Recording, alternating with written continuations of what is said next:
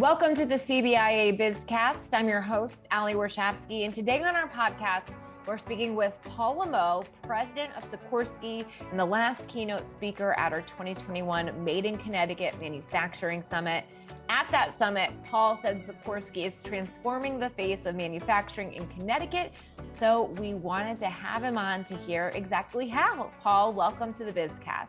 Ali, thanks. I appreciate you having me on. Well, it was so fascinating to listen to all the things that are happening at Sikorsky and the plans in just a short amount of time that you have. 5 years ago, Sikorsky committed to increasing its Connecticut workforce to 8,000 by 2032, so in 10 years, and double its spending within in-state suppliers to $750 million and increase capital spending by 22%. So those are some lofty goals. How are you going to do that? Yeah, well, I can tell you, really pleased to report that we're well on our way. In fact, on the employment side, we're already over 8,000 employees in Connecticut. We had about 8,100 at the end of last year, and we've exceeded the capital expenditures target as well. On the supply base side, we are on our way to that target. We had over $450 million spent last year with Connecticut suppliers. So I'm feeling really good about what we committed to and the fact that we're either already there or on our way to achieving it, in the required time frame. So obviously the pandemic put a few bumps in the road for everyone, but it didn't really put a bump in the road in terms of those goals for you, or did it? And you just are still exceeding expectations because of some good growth you have going on. Yeah, we have an amazing workforce, and I'm so pleased to report that we were able to deliver all the aircraft over the last 2 years that we committed to our customers. I will say that was not without drama and challenge. The pandemic did present some supply chain challenges. We had some delays in getting parts and systems in from our partner companies, but we managed to work around that. And we've got a great team that's very flexible in operations. And like I said, they managed to get all those deliveries out. And if you drive through Connecticut like I do, you're taking the Wilbur-Cross Parkway up or to the Merritt, you see the big Sikorsky sign, you see the facility, but I bet a lot of people don't really know what is driving your growth there, right? They probably picture a helicopter. Is there a particular helicopter that does drive your growth in Stratford? Yeah, we know the long time growth element of Sikorsky has been the Black Hawk helicopter, which has been in production for nearly 4 decades. That has been really steady over the last few years. But the new helicopter that is ramping up in production and driving our near-term growth is the CH-53K King Stallion for the Marine Corps. Mm-hmm. It's a very large aircraft. It's about $100 million a piece. And it can move Marines and their equipment anywhere in the world. It's a revolutionary helicopter, was designed and is being built in an all digital environment. So that's really the near-term growth driver for Sikorsky. And is this the first helicopter made using digital design and manufacturing technology? It is. I mean, obviously we've been doing designs in digital environments for a little while, but this is really the first helicopter that we have a digital thread now from the design through the manufacturing to sustainment of the aircraft. So it's a common data thread, if you will, that goes all the way through that. And that really helps us to build the aircraft more efficiently and more affordably for our customers. And quite frankly, we're going to be able to sustain it more efficiently and more affordably for our customers. And I know back in October, I think, when we had this conference, you mentioned digital transformation. For Sikorsky, I should say, how important has this digital transformation been? And you just kind of touched on it, but does it help with the labor shortage or supply chain issues to be relying more on technology? I would say that it does because it boosts our efficiency and effectivity. We don't need maybe quite as many employees, but also the skill sets are higher that we're looking for because the jobs are more integrated, they're more complex. And so, we have a wealth of talent in Connecticut, fortunately, with a lot of, universities up here in the Northeast and people majoring in STEM careers. So we're able to attract and retain those employees. And I think They want to come to a place that's using the latest tools, that are out there. And so that digital transformation has really helped be not only a way to recruit talent, but a way to retain them as well. Yeah, kind of redefining what a manufacturer looks like, correct? We've been speaking a lot about this on our podcast with manufacturers, that it's not this big, dark, huge room. It's utilizing these new technologies that really create a sustainable career path for maybe a high schooler who's in a technical program once they graduate.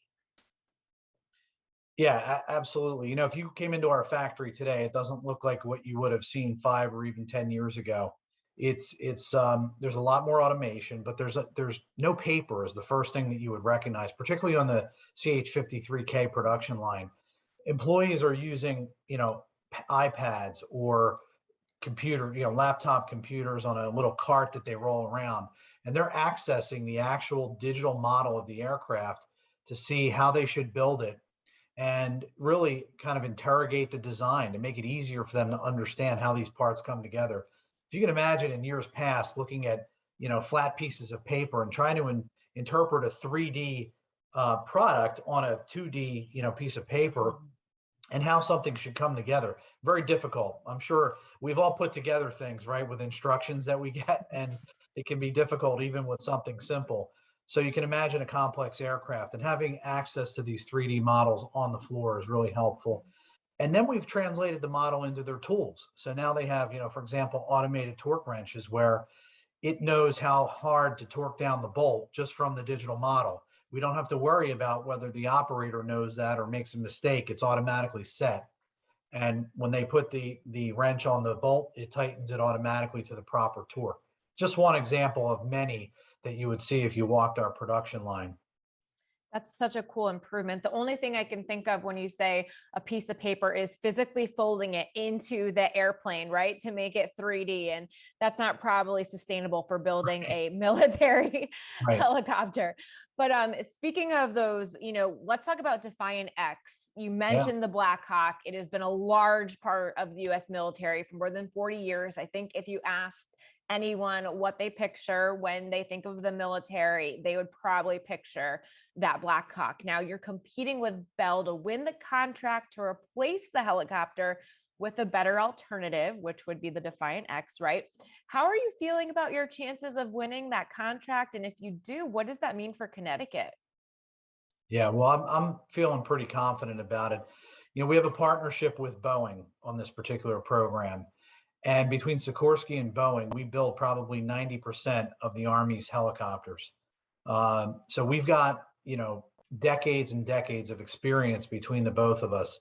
And Sikorsky has worked on the underlying X2 technology, as we call it, that makes up Defiant X for over a decade. And we've matured the technology, and we believe it's the right solution for the Army. It's a highly maneuverable aircraft that will go twice as fast and twice as far as a Black Hawk. So it really provides those critical improvements that the Army needs in today's environment.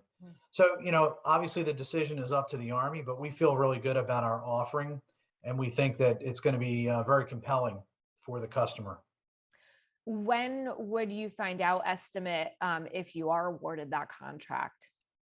I would say mid to late summer, sometime in the late July or August timeframe is what they're telling us right now. We're getting ready to submit our final proposal. We submitted the initial proposal last fall. They've been asking questions, and now they've asked for a final update to the proposal. That'll go in at the end of March. And then it's really in their hands to make a selection. And if they do, does that bring more jobs to Sikorsky? I know when we spoke with Electric Boat, when they secure a Navy contract, obviously ship is a little bit bigger than helicopter, but still a massive undertaking. That's a 10-year project, 10 years of guaranteed work. Is it similar for building that helicopter? Absolutely. I mean, it'll be more than 10 years, but let's say 10 years of development and production of the initial set of aircraft, the prototypes. And so, yes, we will be hiring. I mean, we've already hired a number of people because these programs, these two FEL programs actually have been going on for, 3 or 4 years, that the Army's been paying both teams to mature their designs. Mhm. So we've had to hire, several hundred people to work on that. And we have a pretty large team right now. But if we win, that team will get expanded rapidly and continue to grow.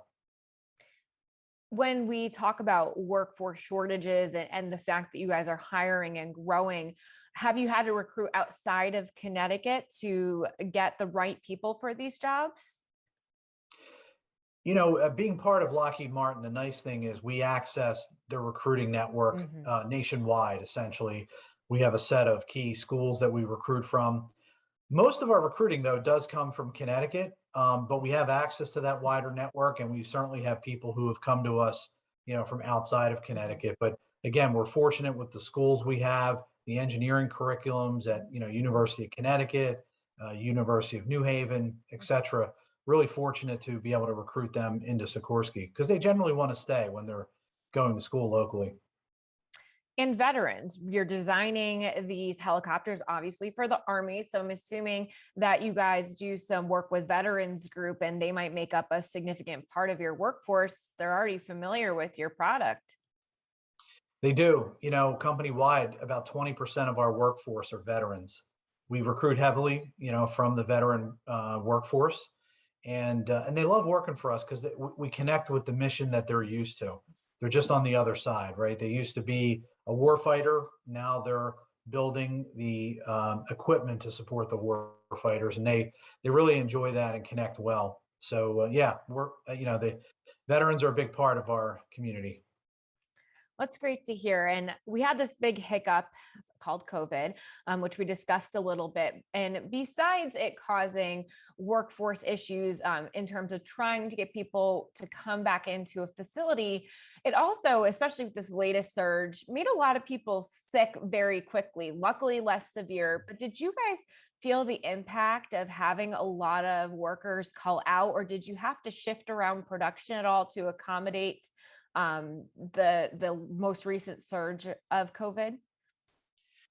Yeah, as I mentioned earlier, despite the fact that we were successful in delivering everything we needed to customers, it was, really difficult having to juggle things around, dealing with people on quarantine.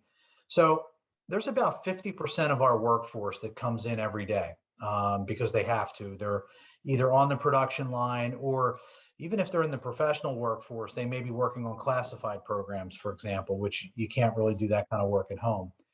And so, particularly on the production line, we've had to take every precaution we can by providing masks, trying to social distance as best as we can, given that you're on a production line, encouraging workers to get vaccinated, providing a vaccine clinic, which we did last year and late. We had 2 different clinics last year. Mhm. So really just trying to keep the safety and the health and welfare of our employees, top of mind. And I think if you talk to them, and I do frequently, I've gotten good feedback about what we've done.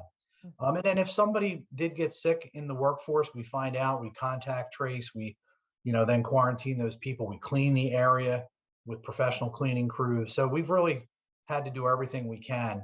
And again, the team was very flexible. We juggled things around, but we still met all of our commitments.